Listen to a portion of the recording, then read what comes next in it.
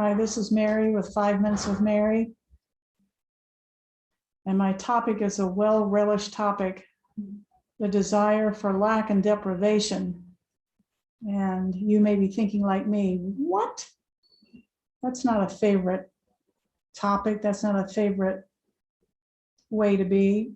But what Jesus has been showing me this week is suddenly out of the blue, it seems like some little kerfuffle, upset will come up. And in this case, it was lack of sleep. You may have heard me talk about this before. And so in joining with my mighties and with Kay, we began looking at the desire for sleeplessness as the desire for lack and deprivation, as if God is setting me up for sleeplessness and for lack. And therefore, I'm looking for it everywhere. Wherever I can find it, I'm going to find it. So I began really looking at the relishing of this, the wanting of lack and deprivation, specifically as it relates to sleep. And at first I was like digging in my heels. There's like, no way I would choose this. There's no way. You know, I was trying to make it personal. This was about Mary.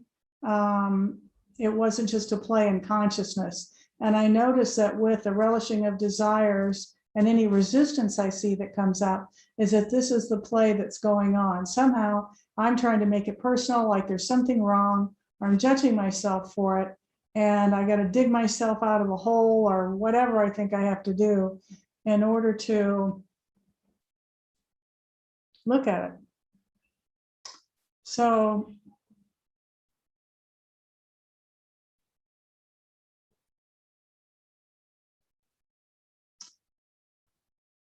it's interesting.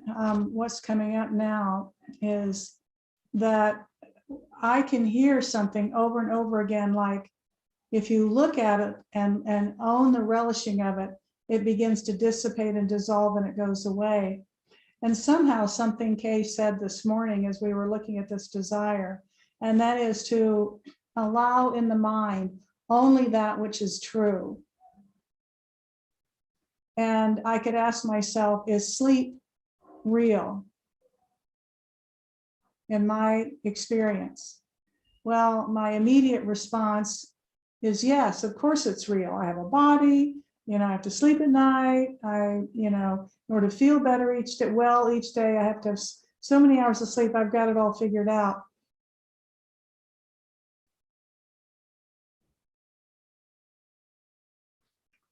And as I began to look at it, and I've looked at it many times, what starts to happen, what started to happen is just a softening of this belief that this is the way it is and there's no other way to look at it. I had my interpretation and there wasn't any squeak room for anything else. So my interpretations, Mary's interpretations, are based on the world is real, I have a body, it needs taken care of, there's research to show, blah, blah, blah, blah, blah, right?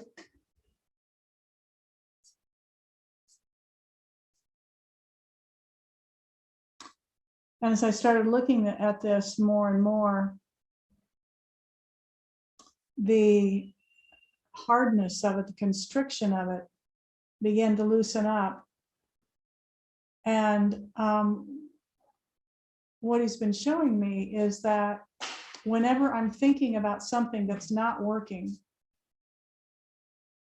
it just gets worse, or it retains it, it maintains it. And when I'm able to look at it and look at it as a play in consciousness, look at it as something that my mind is made up,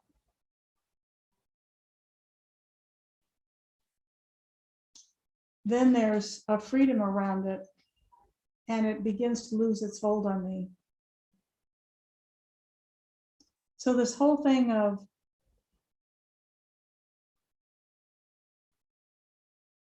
that struck me today, that just went like an axe right down through my resistance to this, was entertain no thoughts in the mind that are not true.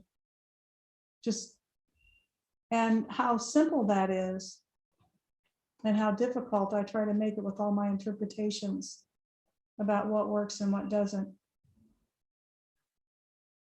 So I just leave you with that simple thought, which